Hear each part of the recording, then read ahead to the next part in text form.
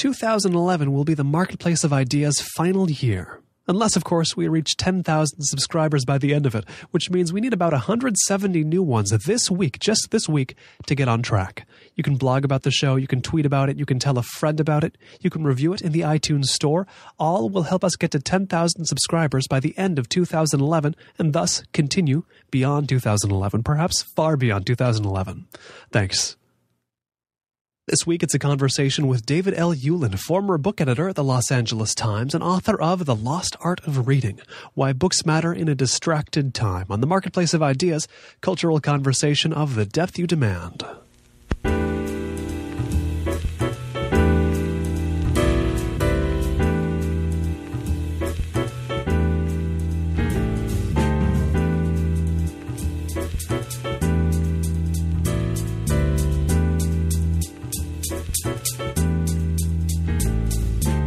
It's the Marketplace of Ideas. I'm your man of letters and sound waves, Colin Marshall. Joining me here on the show for the second time is David L. Ulin, a book critic at the Los Angeles Times.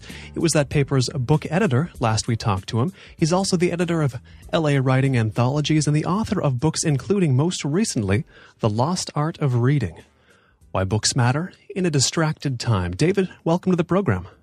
Thanks, Colin. I'm glad to be back. I have to admit, I felt a certain irony, I guess, reading your book, because this book, The Lost Art of Reading, was, I believe, the fourth book I had read in that week. And everybody I know reads books, and I guess one of the very main things I do in life is reading books. And so any signal that society has stopped reading books would have a hard time reaching me. And, I think of your own career.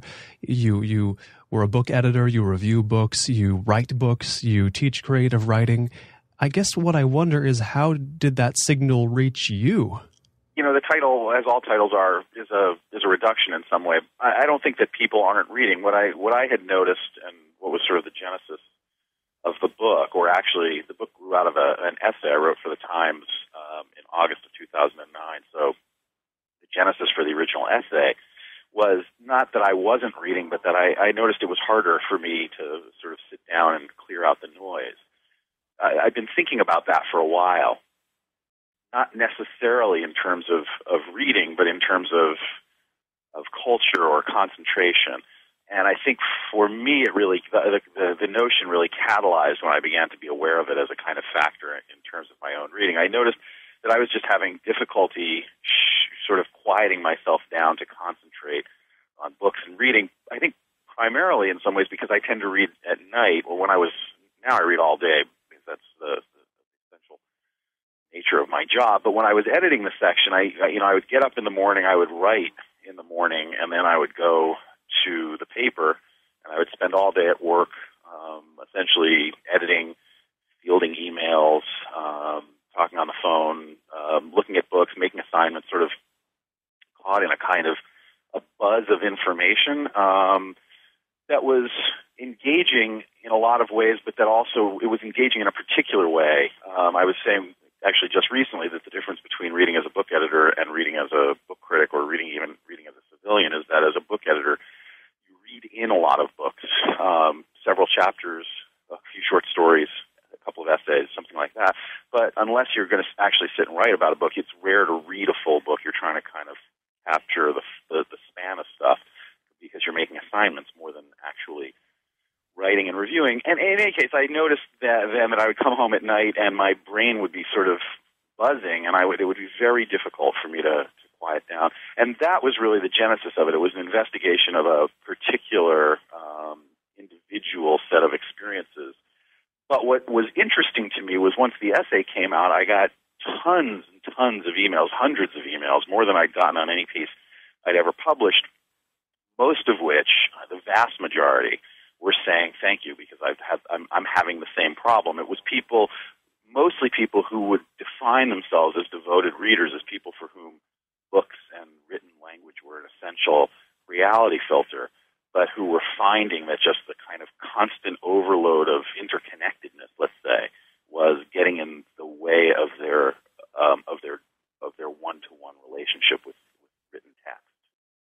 Now, for a lot of people who simply enjoy reading books, finding this lessened ability to concentrate it's not a good thing, but it certainly is not necessarily disastrous. Now, for somebody like you whose career revolves around books and reading, I would have to imagine finding that you were having a harder time summoning the focus to read. That's like a pitcher saying he finds he can't throw stuff that much anymore. I mean, it's pretty grim, isn't it?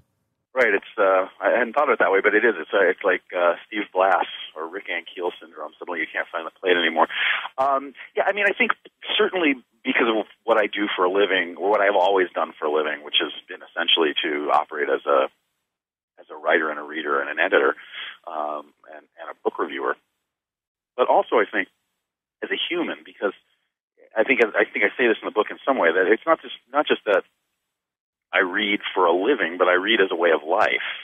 And for me, the sort of interaction with books has always been kind of the first way of engaging with things, whether that be human experience, or whether it even be certain decisions. When I grew up in New York and lived there until I was in my late 20s, and when it became clear to me that I was seriously thinking about moving to Los Angeles, one of the ways that I began to think about Los Angeles as an actual place was by reading about it, whether that was reading LA fiction or reading some history, some nonfiction. So it was always sort of the first way. And what I realized in working on the book, or realized explicitly, I mean, I think I always knew it, was that for me, reading and books was a way of finding a place in the world. When I began to think back on my early reading experiences, which I talk about in some ways, in some extent in the book, I began to realize that a lot of it had to do with placement. I would read writers whose experience spoke to mine. I would discover in some of the writers I was reading as a teenager, people who thought like I did, or people who saw the world like I did. I would find a community there. I didn't know a lot of people, either adults or my peers, who really thought or saw the world the way I did as a kid. And when I began to discover some of those people in literature, people like Kurt Vonnegut or Frank Conroy, let's say, who I talk about both of them in the book, it was reassuring, and it was a way of thinking, okay, I have a place here. So I think books fulfilled all of those, and continue to fulfill all of those functions for me. So really, in some ways, the existential condition you're talking about was partly professional, but it was much more deeply disturbing on a personal basis. And I think it's certainly for anybody for whom reading matters as a way to place oneself in the world, like you've described, and like it is for me as well. Certainly, it'll shake you up as much as anything could. This encroaching mental noise that makes reading harder. And how would you describe this? I don't know if you'd even call it noise, but this interference with the way you had been reading. Well, I do think of it as noise, and I describe it as distraction. I mean, I think there's a couple of factors at work, and I think I think it's different for everyone. I have known for a long time, and I'm quite honest about saying that I'm very distractible. I'm an eminently distractible human being, interested in a lot of things. My eye gets caught by whatever the bright shiny object is. I want to look at it. I get interested in ideas. When I talk, I tend to digress because one idea will lead to another. So in some ways, I am, sort of very susceptible to this kind of thing. For me, I think it really began with the 2008 election, which I followed so closely that I think I got into a habit of being constantly online, checking information sources, news sources all the time. I was very invested in that election, and I wanted to be on top of what was happening pretty much constantly.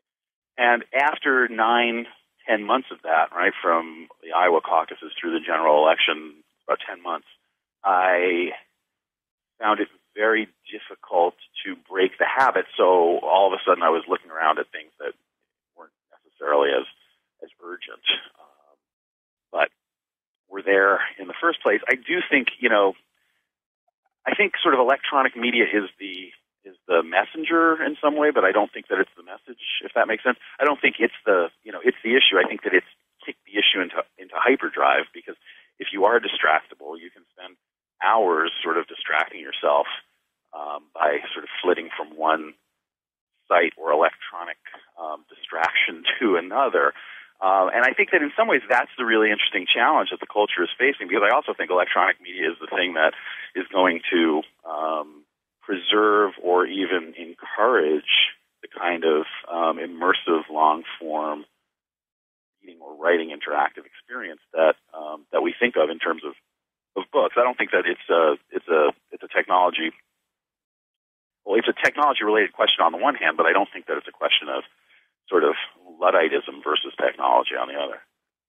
When in the book you mentioned the 2008 election, like you just mentioned here, it did bring to mind a lot of memories I had of friends who, during that same time, had the same issue where they would have this compulsion to go and check the information 40 times a day. And the interesting thing about it is that none of them were on the fence and really needed this information to decide who to vote for. It just became kind of a self-perpetuating thing. It wasn't information they were using. It was information they simply felt the need to keep flowing into their brain. Does that describe your situation? I think for me it was more a matter of anxiety. I mean, I also wasn't sitting on the fence in any way. It probably more than anxiety. I mean, I think in the first place, it was a fascinating moment of American history for many reasons. Some of them enlightening and ennobling, and some of them, frankly, terrifying. And I was interested in it in that. The other thing that the other filter through which I always tend to view the world, and this is probably has a lot to do with kind of being a reader first, is narrative. So, at the most basic level, it was an incredibly compelling narrative. And it was an incredibly compelling, constantly changing, long-term narrative with very real stakes, which is what we look for, in a narrative. You want there to be some risk or something that's up for grabs, something significant that's up for grabs. Clearly, that was the case there. For me, it wasn't a matter so much of thinking about what I was going to do. It was a matter of keeping a sense of what was going on, because it felt extremely volatile. And certainly, I think that's been borne out by the aftermath of it, which, as we're living in an extremely volatile political and social culture. And so I was worried about it. And I think that there was, the idea of checking in some way was, looking back on it, I don't know if I would have articulated it in quite this way at the time, but was a kind of anxiety management strategy, in the sense that, if you know what's there, if you were constantly on top of it, you know what's going on, you know what the risks are, you know how the condition is changing or not changing, and there's something temporarily reassuring about that, as if if I know everything that's happening, somehow I'm in control, and the thing I don't want to happen won't happen. And I think that was definitely a part of it. I had an enormous amount of anxiety. I think I had a lot emotionally and frankly politically invested in the outcome of that election, and so the flip side of that emotional investment was a lot of anxiety that it wouldn't turn out the way I wanted. How intensely and how long did that habit of information usage reinforced during the 2008 election stay with you? Well, I think, like I said, it becomes a habit. Like anyone, I love technology, and I have it with me all the time. I check my email a fair amount. I have a few different email addresses, depending on, I have obviously a personal email address. I have my work email address. I have a Facebook page. So I check those things, fairly regularly throughout the day, partly because I need to, because, it's become an essential part of how we work with each other now, is to communicate that way. So I can't not check, because that's largely when I was editing, that was largely how I communicated with the writers I was working with. And now that I'm writing, it's largely how I communicate with the editors I'm working with. So I think that's one part of it. But also, frankly, there are a lot of really interesting information sources out there, regardless of what those, what kind of information. There are terrific literary sites if you want to read about books and writing that are updated fairly regularly. So there's a constant flow of new information. There are really interesting political sites. There are interesting commentary sites. There are interesting sports sites. There's constantly updated news feeds. There's communication with friends. There's, texting with your kids. There's all these kind of things.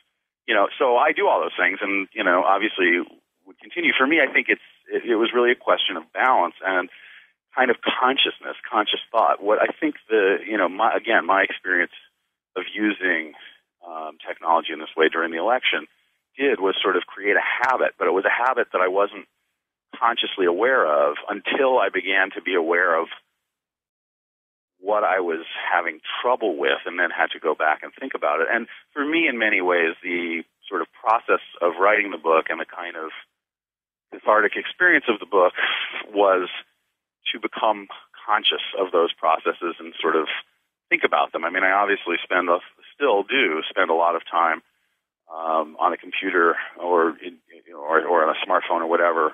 Again, partly for professional reasons and partly for recreational reasons. But I have become much more aware of that, and I also have become much more aware of really trying to do what I'm doing and do one thing at a time. I think that for me personally, that's the other issue, is the kind of the need to be sort of immersively monotasking, so that I'm fully present in whatever it is that I'm doing. If I'm being distracted, I'm fully present in my distraction.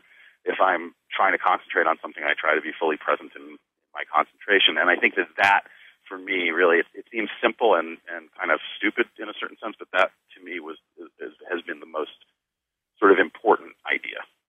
Now, I want to get an idea of this process of becoming aware, but first, you do cite in the book certain authors who have written other high-profile books on this same phenomenon of how or what effect electronic media and forms of communication that have arisen in the past decade are doing to, or what effect have they had on the way we think. And I believe you mentioned Nicholas Carr, who had the book The Shallows, and who had an article preceding that, I think called Is Google Making Us Stupid, in The Atlantic. And there's a certain implication there that this is a condition visited upon us by electronic media and by communication. This is something that is being done to us. Is that a framing of it you agree with or disagree with?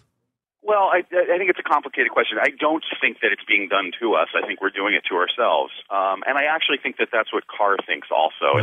If you've read The Shallows or even the article, I mean, I think the title of the article that book was based on, and you're right, the article was called "Is Google Making Us Stupid?"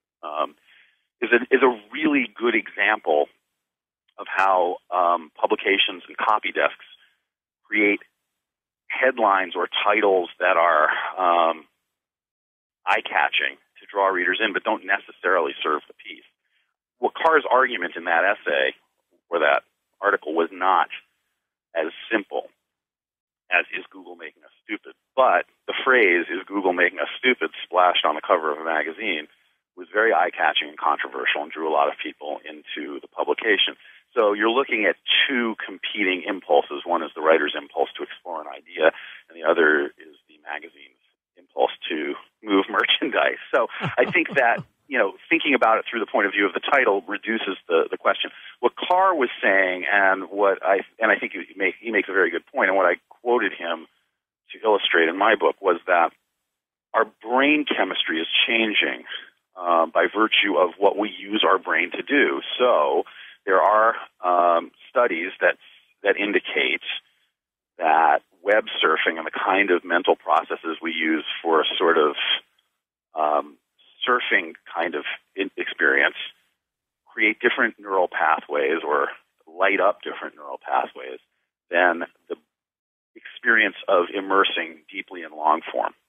And I think that's a valid point. Those studies seem to be valid to me. They seem to offer a kind of scientific basis for a sort of distracted way of thinking. There are definitely benefits to it. One of the things that Carr says, it makes your brain more nimble because you have to use more parts of it, and you have to kind of quicker on your toes. In some ways, it's a return to a kind of original way of using the human brain, which was originally designed or originally operated, let's say, as out of distraction because that was what kept people alive. They needed to see if there were predators or dangers, so they needed to be constantly looking around. And in some ways, what that suggests is that long-form reading, or the kind of quiet concentration of long-form reading, is an anomaly, or certainly it's a relatively new development in the full span of human concentration. And that, to me, those things are really interesting. So I'm interested in both what we, how we do things to ourselves and what those things do to us. I don't think there's any, there's no conspiracy. I certainly think that it's in the interest of the powers that be, whoever they may be, for people to be distracted and not to ask too many deep questions. But I don't think that there's a conspiracy to make people do that. I think we're very good at kind of distracting ourselves and being, caught up in toys and gadgets and things like that. So I think that's, and reading is hard. I mean, the other part of it is that kind of deep, immersive, long-form engagement with a text it requires work. It's difficult. Even the most basic reading is difficult. You've got to be present and concentrating, and it requires imagination and brain power. I think that's part of it too. I don't think reading is at risk, and I also don't think there was ever a golden age in which reading was sort of the essential filter through which everyone was able to interpret the world. There have always been readers, and there have always been non-readers, and that seems to me to be a fairly constant state of being. The numbers may shift here and there, but if you look at the latest NEA study on reading, which defines literary reading far too narrowly in my sense, so I think these numbers are skewed low. They're, regardless of statistics, they're coming up with some numbers that suggest something like 95 million Americans read a work of literature. They define a work of literature as a book of fiction, poetry, or a play. Say in the last calendar year, that's an enormous amount of people, regardless of what it says to you percentage-wise, and that's just in the United States. So that, to me, doesn't suggest that reading is in any jeopardy of going away. It's just a way of thinking about it, I think. What did you have to do to, as I guess we said before, become aware of the ways that your sort of mode of thinking had changed and had affected the way you were engaging with texts? Well, I think for me, that part of it comes out of the experience of writing. As I said, I became aware of this distraction, and then I thought about it for a while, and I wasn't sure what I wanted to do about it, because I did worry that sitting in the book editor's chair, which was the job I had at that time, it was a tricky position. On the one hand, it could be interesting for someone who is the book editor of a newspaper to say, hey, I'm having trouble concentrating on reading. What about you? But on the other hand, it could blow up in your face. So, and when the article did run, there were, not most comments were positive, but there were definitely some people who said, why does this guy have this job if he can't read a book? Which is a complete reduction of what the argument was, but that is also part of what happens. So I had to really think about it, about whether I even wanted to write about it. And then once I decided I wanted to write about it, I had to think about how to write about it. And for me, I subscribe very much to this Joan Didion idea of writing to find out what you think. I feel like I don't really think about things deeply until I write about them in some sense, because the process of investigating them on that level, the process of trying to frame an argument about them is an immersive process, and it requires me to sort of frame things in ways that I might not if I were just thinking or talking about them. So in the process of writing, or sort of first conceptualizing and then writing that essay, I began to think about this question of how my own reading habits had changed and why. And then when I ended up deciding to do the book, I began to think about it more deeply. And it's funny because I was initially, I don't want to say resistant, but a little skeptical about the book. The publisher approached me about the idea of expanding the essay, and I really thought the essay had said what it wanted to say, and I wasn't sure that there was material there to expand. And then as I thought about the idea of it and if I were going to do it, how I might do it, I began to think about grafting it onto a kind of memoir of my reading life in some way, and also the discussion of reading with my son, which is a kind of narrative frame that the book is built around. And I began to see that there were a lot of other ideas that I was interested in a kind of deeper investigation.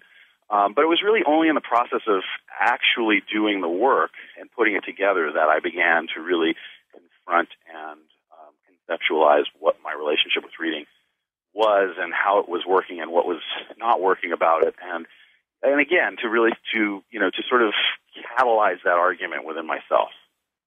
You mentioned earlier that some of the comments to the article, not a lot of them, but some did caricature your viewpoint a bit. It did reduce the argument. You've talked about Nicholas Carr's argument and how the headline, "Is Google making us stupid?" was reductive. And in the book, you mention the writer David Shields, who's been on this show, who wrote Reality Hunger. And I discussed with him the cartoonification, he called it, of his argument. He said he couldn't complain about it because it moved the book and people were talking about it. But I wonder, this had to be in your mind when you were writing your book, when you were expanding the essay, even when writing the essay itself.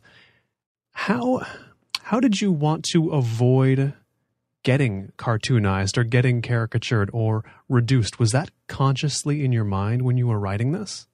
It wasn't. I don't think it can be. I think that I don't know any real writer who thinks about audience when they're writing. I think people who worry about audience and ask questions about audience to themselves when they're writing are asking the wrong questions.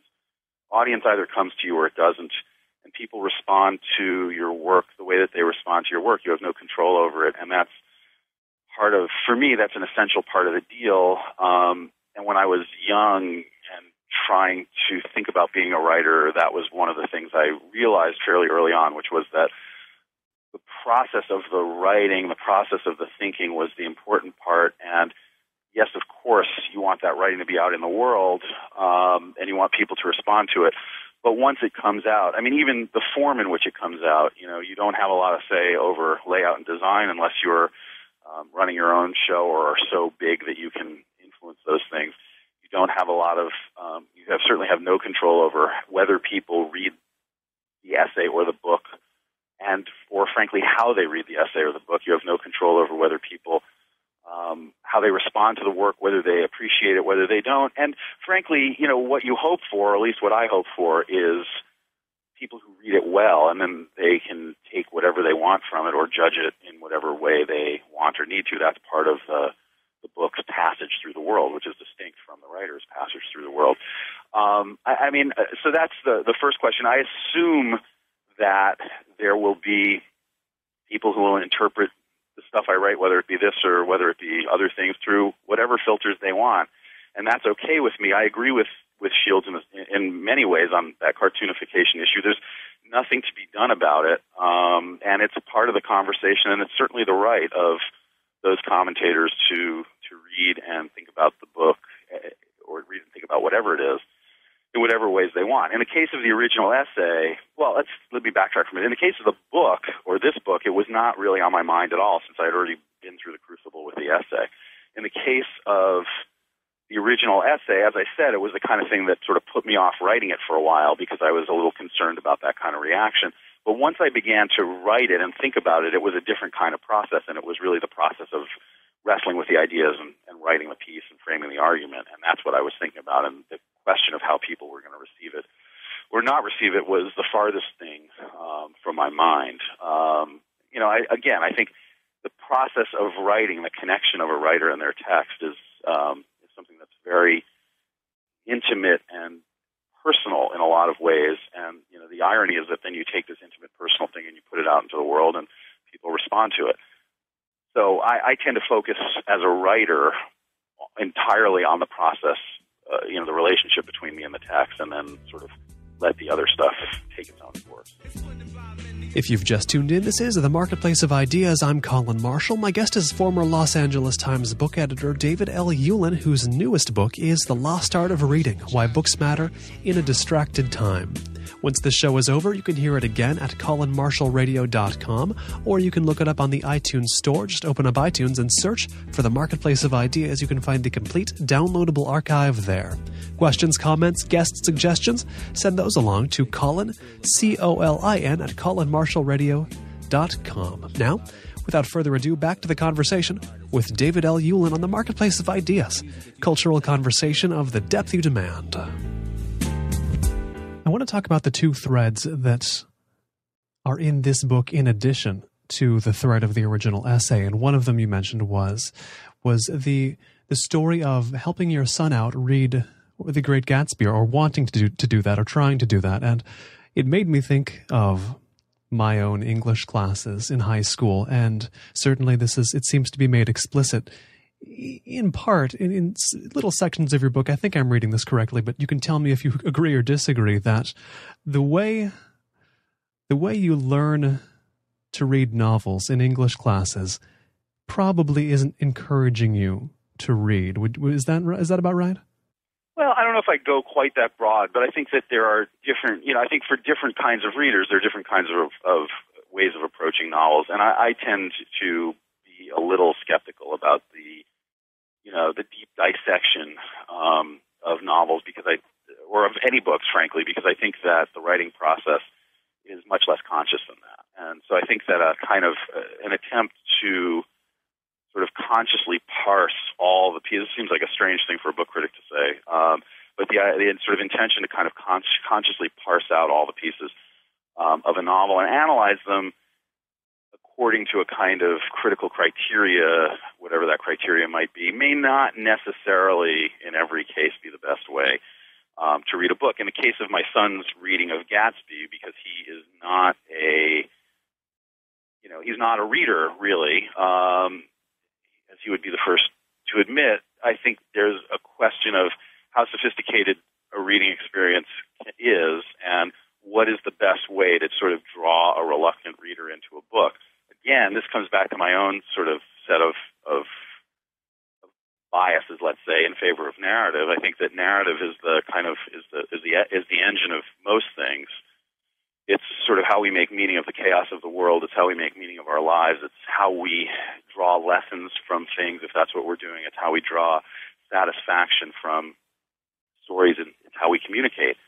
So I think for a reader like, let's use the phrase reluctant reader. For a reluctant reader, it seems to me that the way to, sort of suggest an engagement with a text is through the engagement with narrative. And I think that a lot of analysis and annotation, those kind of things, tend to pull you out of the narrative because you're constantly coming out of the flow to take notes. This is a challenge that I have faced for years as a critic, especially in terms of reviewing fiction. How do you kind of have the narrative dream take place? How do you participate in it? But how do you also kind of take enough notes or take the necessary notes so that you can write the critical piece? And I think that that's a very difficult learned task. And I'm not sure that teaching students from a kind of critical, analytical perspective as opposed to from a narrative, intuitive perspective is the best way for all students. As I say in the book, my son was having a lot of trouble with that, was having a lot of trouble with the annotations, which is why I offered to get involved in the reading process to kind of talk him through the book a little bit and draw him into a more narrative discussion. That, of course, one of the sort of dramatic threads of the book are the various ways in which that intention blows up in my face. But I just think that I prefer a narrative approach. It makes me think of an umbrella. Maybe I can put a few of the things you've just said under, a few of the concepts you've just talked about. One of them being in English class, in a lot of your run-of-the-mill English classes, when the teacher is having you take apart symbolism to be found in Lord of the Flies, symbolism to be found in The Great Gatsby, it's very mechanical in a lot of cases, and a lot of the reaction that always caused to rise up in my own brain was, this teacher doesn't really care about this book. If they cared about it, they wouldn't be approaching it in this way. And for some of the lesser book reviews I read as well, the ones that don't stick in my mind, I read them and I think, this critic doesn't care about this book. They're doing, it's not paint by numbers. That's not the metaphor I'm looking for, but I get more of a sense of a mechanical process than a really caring about what's going on. And it presents, if I weren't already a reader, those two things combined would present a very forbidding face to the whole enterprise of reading. I mean, do you have any sense of that? As if those types of... I think it can be off-putting. I don't think that it's a matter of whether people care for the books or not, because I think my own sense of it is that the rewards of either teaching or reviewing are so nebulous in some sense that there's no real reason to do it if you don't care about it. I think it's more of a sense of approach and well, how would I put it? I think it's more of a sense of a kind of doctrinaire idea of how things ought to be done. And for me, and maybe even of a kind of putting writers on a pedestal idea. I mean, I felt, and I talk about this in the book too, I was taught Lord of the Flies in 8th grade in this kind of way where we overly analyzed the book and overly annotated it, and virtually every line was taken apart in terms of how it did or didn't, how it fit into Golding's intentions.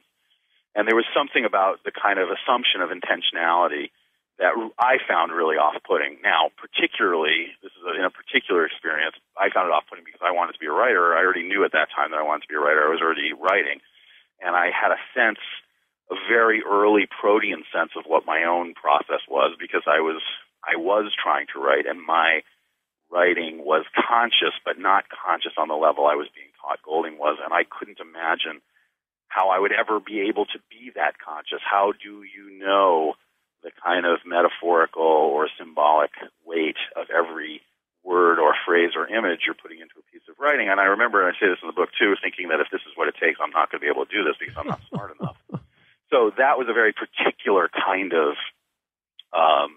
weight that I felt. And, you know, and then as I grew up and continued to write and became a writer and got to know writers, I realized that, you know, I'm sure there are writers who weigh those things. They weren't really the writers I was reading, and they certainly weren't the writers I knew.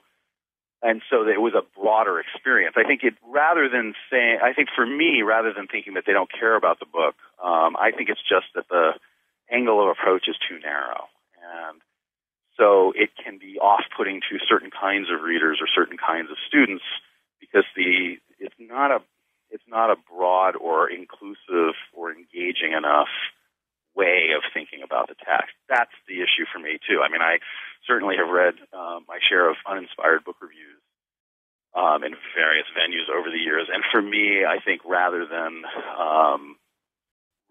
a matter of kind of commitment, it's more a matter of execution and engagement. And that's probably the word I was looking for more so than caring, was they're not engaged with it. I'll keep that in my back pocket as maybe the appropriate term there. But I want to also touch on the third of these threads in the book, which is your own reading life. And for anybody who reads seriously, that can be an imposing task to find the right parts of one's reading life to include in a book like this, which is not a long book by any means, and especially for someone like you whose reading life and whose career would seem to be inextricable. Where did you start with knowing what parts of your reading life to get down there? Well, this sort of actually ties into the prior question, because it was a matter of touch, of feel, of a kind of intuitive approach. You know, I did obviously consciously think about what I wanted to write about in terms of my reading life, but I also sort of went with what felt right. And what I ended up deciding to do, and I had sort of touched on this a little bit in the essay, so I wanted to, so I had a starting point, although that part of it expanded fairly widely. In the first place, I felt that it was really important to establish my own specific, particular connection to reading and writing as a way of sort of building the stage, and then on that stage would play out my kind of later shift in my relationship with reading. And so I began to really think about, and I had thought about this in the essay too, what was my initial experience of reading? What were the things that drew me in? How did I interact with books as a young reader when all I wanted to do was read, where I would bring books with me everywhere and read them, or the people around me to read the book. So I began to think about that. I had touched on that somewhat in the essay. I had quoted a passage from Frank Conroy's Stop Time, where he talks about his own teenage reading experience, which I always felt was very similar to mine, this idea of a kind of indiscriminate reading, where there was just this ocean of literature, this ocean of language, this ocean of text, and I had no markers yet. I didn't know what the map was, so I was just kind of heading out to the territory and grabbing whatever was there. And in Stop Time, Conroy has a long passage where he lists all the stuff he's reading as a high school student, staying up till 3 a.m. reading paperbacks in his bedroom. And, a lot of it, well, first of all, a lot of it was stuff that I was reading, but also that kind of, that balance, between sort of popular fiction and literary fiction in American and French, like André Gide and Ernest Hemingway and Frank Yarby and all these people. it seemed to speak to me. So I put that in the essay, and then I sort of almost used that as a starting point in terms of expanding that stuff in the book. But I wanted to look at when I became a conscious reader, not necessarily little kid stuff, although I throw in some things about sort of interacting with my father's books in the library when I was 6 or 7. But really when I became a conscious reader, which is, I would say, early teens, 12, 13, 14. And the kinds of books I was reading, what my experience of reading was. I was always reading slightly beyond myself, for instance. So I wanted to talk about that. There were writers who I identified with at the level of deep personal identification, Conroy being one, Vonnegut being one, Joan Didion, Kerouac, Camus, this writer Alexander Trocchi, who was a Scottish writer who lived in Paris in the 50s and then in London until he died in 1984. There was some personal anecdote because I was really aware looking back on my young reading experience of the way that I physicalized reading or sought to find a physical place in the world for it, whether that meant seeking out locations in the books that I was reading or even running across the trails or traces of the writers I was interested in. There's a passage in the book that talks about inadvertently stumbling upon a bookstall in London that had been owned by Trocchi, which I was looking for Trocchi books, and I went into this used bookstall, and it turned out that it was his bookstall, although he had died, so he wasn't there. So all of those kind of things, how does reading assert itself into the world? How does it become not just an emotional but almost a physical force? How do books operate in 3 dimensions? Was very interesting to me, still is very interesting to me, but was very kind of definingly interesting to me well into my 20s. And I thought that was sort of what I wanted to write about, that kind of all-consuming engagement with books, because, again, it sort of set a narrative condition from which I could then write about a shift in that engagement. So I really thought about it, or what it turned out to be was a kind of capsule history of, let's say, my early reading life through mid-late 20s. Because after that, the territory was mapped. The map keeps getting filled in, but by the time I was in my mid-late 20s, I had a sense of what the landscape looked like, or at least my personal landscape looked like. And so that became the stuff that the memoir parts of it or the reading memoir parts of it engaged, was how did I build the landscape, or how did I map the territory, I think is probably a better way of putting it. Now, Alexander Trocchi, I don't want to let this guy go yet because first of all, he's a name that some listeners won't know and probably should know. And second, he does seem to have been especially important in terms of the shaping of your reading worldview, in terms of the way he was, the way he lived, the way he wrote. Perhaps those are all inextricable from each other. Is that the case? Well, I mean, partly in my reading life, maybe more in my intellectual life. I mean, Trocchi's a really interesting character for a variety of reasons. Some of them very personal to me, and some maybe less so. On a personal level, I've always been a sucker for the writer or the artist of wasted talent or wasted potential, let's say. I mean, I think I talk about a number of these writers in the book. Kerouac is a good example. Malcolm Lowry, another favorite, who drank himself to death over a period of time after he completed Under the Volcano and never finished another book again. I think Trocchi falls into that category. Frederick Exley, who I don't talk about in the book, but who is very much that kind of writer. Even Conroy, in his way, who wasn't dissolute, but who wrote one great book, Stop Time, in 1967, or published it in 1967 when he was in his early 30s, and then did publish a handful of other books over the course of the rest of his life. But a very spare handful, only 4 additional books until he died in 2005. And, did run the NEA literature program, ran the Iowa Writers Workshop. But as a writer, he was really a kind of, did not fulfill his early promise, let's say. Hubert Selby is another one of these guys. Last David's Brooklyn, terrific book, and nothing that followed it really lived up to it. So I have a soft spot for those kind of writers. That's the first thing. But really, I mean, Trocchi... First of all, I think Trocchi is a fascinating writer and a fascinating prose writer. He's a really good prose writer and really challenging as a novelist. His sort of masterpiece, as it were, is a book called Kane's Book, which is a kind of first-person account of being a junkie barge. It's autobiographical, driving a garbage scow in New York City where he lived so he would have time to do drugs and write. And I think there's something really unrelenting and kind of piercing about the way he describes his own experience and the way he sees the world. Philosophically, and I think that there is a big philosophical component to the way that I read or why I read or the kinds of books I like fictionally or non-fictionally. I like books that tell me something about how to see the world or how a writer sees the world. What drew me to Trokey and what continues to draw me to Trokey is that he is the most philosophically unrelenting of them all, or at least of the writers that I came across. He out-Camus Camus, which is saying something. Camus' sort of vision of an absurdist universe where, even in the midst of his sort of ridiculous, endless task, we need to imagine that Sisyphus is happy. That's the last line of the myth of Sisyphus, is a very compelling one to me. The universe is absurd. There is no meaning or structure. Therefore, it is ennobling in some sense for human beings to invest it with meaning, especially because we know it's a futile gesture.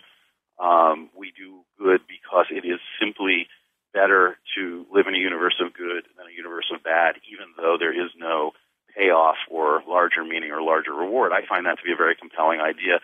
Trokey takes it farther, and I have always been attracted to sort of philosophical and intellectual extremists as well as sort of wasted potential writers. So Trokey is in many ways a pure nihilist. Trokey's sense of things is that even the act of resistance is meaningless. Even, there's a line in one of his novels that says, if you decide life is meaningless, what choice, he's sort of addressing the Camus question at the beginning of the myth of Sisyphus about the only true philosophical question being that of suicide. Trokey basically says very explicitly, even your act of suicide is totally meaningless. Anything you do is totally meaningless. So what does that mean? For Trokey, it meant deciding to essentially nullify his own existence. So he claimed, although it's obviously more complicated than that his heroin addiction was a philosophical choice because he was trying to nullify his life in a Lou Reedy sort of way. But he was trying to nullify his existence, that the ultimate act of rebellion was to nullify your existence. But again, that even that act of rebellion was utterly meaningless. And I just think there's something really interesting about what I would call the philosophical rigor of that. I can't imagine living a life daily thinking on those terms. Although, deep down, I do kind of agree in a certain sense. I don't think there is any larger overriding meaning. I think we make meaning out of the individual moments that we have and our interactions with people and our relationships and our fascinations and our ideas. But I also think that it's a kind of futile cry in the dark, and I agree with Camus that that's the thing that makes it noble. So Trokey really sort of took those things and amped them up in a way. He was willing to say things that other writers weren't about kind of the existential condition, the human condition. And that stuff really speaks to me and continues to speak to me. And I think that there's something really brave about his project. And it compels me to this day. So, he's very unknown in many ways. I mean, among other things, he was the first editor who ever published Samuel Beckett in English. He published a journal called Merlin in Paris in the 50s that was a kind of competitor to the early Paris Review. And he was part of that whole scene, but at the same time, he was always outside of it. And I also think that I'm attracted to what I would call the inside outsiders, which are, people who are affiliated but are also stand a little bit apart. I've always kind of liked reading and hearing and thinking about the visions of the people who stand a little bit apart. I think that it's an interesting, compelling point of view, often more so than the people who are, smack in the middle. And I so enjoyed reading the stories you've included in The Lost Art of Reading about searching for Trokey's books, reading books by inside outsiders as you're traveling, all that sort of thing. And they're also the kind of stories that some opponents of ebooks cite as the stories of our lives that'll become a lot less rich if the books we're talking about are not books we're searching for somewhere in Europe, for example, but ebooks we're downloading from Amazon. And, I hesitate to bring this subject up because of how it will date the interview, but you do find in the book that ebooks seem to be coming along to a decent reading experience, if I'm not mistaken. My commitment is to long form, really, and whatever mechanisms or technologies or venues we create that encourage people to engage with long form, I'm good with. I am very unapologetically, and I say this in the book too, I'm very unapologetically a person of the book. I like physical, we'll call them print books, because books are physical also. I like print. I like print books. I like the feel of a book. I like the smell of a book. I like the weight of a book. I like everything about a book. I like living surrounded by books. I like books. And that's not going to change. That is going to be, or is, and is likely to remain, my primary reading experience, my primary reading filter. That being, and I do think that there is this question about, I don't even think it necessarily has to do with ebooks. As an example, there's an early Kurt Vonnegut collection of short stories called Canary in a Cat House. That was a sort of one-off that Fawcett Press did, paperback original, 1961, 62, in the early 60s. 3,000, a run of 3,000. It was never kept in print or reissued because there are 12 stories in it. 11 of them were later recollected in Welcome to the Monkey House. There was no reason for the book to be in print. And I'm a completist. I tend to be a completist. So as a kid, when I got into Vonnegut, when I was 12, 13, I bought and read all of his books. The one book I couldn't find was Canary in a Cat House because it was just not available. And it was always, it was actually something I searched for very actively when I was a teenager and didn't find. And then I kind of lost sight of it, although it was always sort of in the back of my head. And years later, probably at this point, 6 or 7 years ago, I found it on the internet and bought it. And it was extremely anticlimactic, the process of it, because I have had those, as a sort of book collector or book fetishist, let's say, I have had those experiences in the past of going into some used bookstore somewhere and finding something that I've been looking for 5 years, or some really cool find. That's one of my favorite things about interacting with books as objects, even beyond the reading experience, the kind of, the sort of the hunt, let's say. And to sort of just find something on the web and then, send my credit card information and have them mail me the book. I found it at some rare book dealer in Australia. Felt very, very anticlimactic. I was happy to have the book, but I felt that I'd kind of cheated in a way. I think that even sort of that, the availability of I can find anything. Probably not anything. Although I think if I was willing to pay, I could find anything. I found a lot of things on the internet that I have bought that I had never found in bricks and mortar bookstores and might not find in bricks and mortar bookstores. I'm delighted to have those things. I'm delighted to have been able to read those things. Would I have preferred to have stumbled upon them somewhere in a physical encounter? Yes, absolutely. I think that's more fun. And I do think for me as well, reading a book, a print book, as opposed to reading on screen is more fun. It's more engaging, all of that. That being said, and I make this argument at the end of the book, I think what e-readers and e-books are doing and offering is a way of training people, and I think we're already past the point of training. I think it's already there, but a way of training readers to read long form on screen. And that's a key element. I think that the screens are certainly not going anywhere, and nor should they in a certain way. I think there's a lot to be said for what the screen brings to the process. For me, the real danger is, again, that distraction, that sense of flitting from one thing to the next.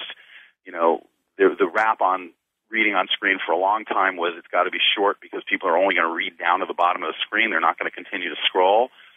In newspaper jargon, they're not going to go past the jump, and they're going to link off onto something else. And it's going to be a different kind of reading experience, less directed, less immersive, less about the relationship of a single author and a reader, and more about a kind of hive mind. I actually don't think that that's ended up being how the internet works. I think that the great myth of serendipity is not true. That whereas when 15 years ago when I first started engaging with the web, the idea was it's going to be this great serendipity machine. We're going to link from here to here to here, and all of a sudden you'll find yourself someplace you didn't know. That doesn't really work now. There's too much information. So if you use the internet like I do, you go and look at specific things, but you don't really sort of dance around and find a lot of stuff you weren't looking for in the first place. I think that's one of the problems with the cultural conversation. We have too many people probably myself included, visiting sites and news sources that simply support their worldview rather than challenge it. But I do think that what e-readers have done already, and there are millions of them in circulation, and after Christmas, when another 10 million people get Kindles or iPads, there are going to be all that many more of them in circulation. What the e-reader has done is to create a landscape where people are reading long form on screen. They clearly are. People are reading books on these things, and they are reading long form on screen. And for me, the most important thing, despite my love of the book as physical object, and I also don't think that the physical book is going anywhere in the foreseeable future. That's a side conversation. But despite my love of the book as a physical object and the idea of how I read, the most important thing is the survival, and not even just the survival, but the continued sort of development of long form and our ability as readers and writers to engage with it, because that's where the real human conversation is going on, whether in terms of ideas, many of which can only be expressed in a long-form argument. It takes a while to develop them. Whether in terms of sort of writers and readers challenging each other, whether in terms of narrative and empathy, and all of these things, which I think are fundamental and reasons why reading is important and why we read. I think that it brings us together in certain ways. And without that, we're in a lot of trouble. And so I am very sort of ecumenical on that question. I think everybody has their own preferred way of engaging with a piece of writing, but I think I think there's nothing but good news about the e-reading revolution, because it's a reading revolution, and anything that's getting people reading and engaging with long-form text is a good thing. But it's up to us to navigate all of this long-form, short-form, screens, print. It's more of our task as individual readers than ever, correct? Yeah, I mean, I think it's more, what the flattening of authority has done, and I don't think the flattening of authority is going to remain flat for that long, because I think we're very hierarchical animals, and as the sort of protean stew of electronic writing and reading settles out, we'll start to see hierarchies begin to assert themselves. But what the flattening of authority has done is to put, I think, an added burden of responsibility onto each individual reader. That's not a bad thing. I mean, I do think that again, my argument probably in life, and certainly in the book, is more active engagement is better than less active engagement. And so the idea that we are now sort of put in a position where we're navigating these thickets on our own, or with the help of new and developing things, whether they be, electronic versions of word of mouth, which is essentially what social networking is, or other things. I don't think that's a bad thing. I don't think putting that responsibility on readers is a bad thing. I don't think that having a million independent outlets, if that's what we're talking about, where people can say what they want and talk about books in ways that other people aren't talking about them, or talk about books that other people aren't talking about, I think that's a really good thing also. It only opens up the conversation. The question for me has to do with overload. There's so much information out that the real question becomes, how do you sort through it without spending all day in a kind of constant state of distraction? I think that, too, is one of the reasons that we've seen the web as a specific site, or people's use of the web, be less about a kind of serendipity and search and more about visiting particular locations or venues that they have come to some kind of trust or reckoning with. But I think that's also the way that's the way print worked, too. You didn't read everything that was, 30, 40, 50 years ago during the heyday of print. You didn't read every magazine or newspaper or book on the stands. You went and actively engaged and made choices based on what you were interested in, who you trusted, who you didn't, what your point of view was. So I think in some ways it's a kind of electronic refraction of that. The name of the book, once again, is The Lost Art of Reading, Why Books Matter in a Distracted Time. David Ulin, thanks so much for taking the time again to come on the show. My pleasure. It's always a pleasure to be on. This has been The Marketplace of Ideas. I've been Colin Marshall. If you'd like to listen again, you can do so at colinmarshallradio.com, or you can do it on the iTunes Store. Search for The Marketplace of Ideas. You'll be taken to the complete Marketplace of Ideas interview archive, all free for the listening and the downloading. The website of Ben Althouse, the man who makes our theme music, is available at benalthouse.com. questions, comments, guest suggestions, anything on that order, send that along to Colin, C-O-L-I-N, at colinmarshallradio.com. That is Colin at colinmarshallradio.com. Thanks as always for listening, and we'll catch you next time on the Marketplace of Ideas, cultural conversation of the depth you demand.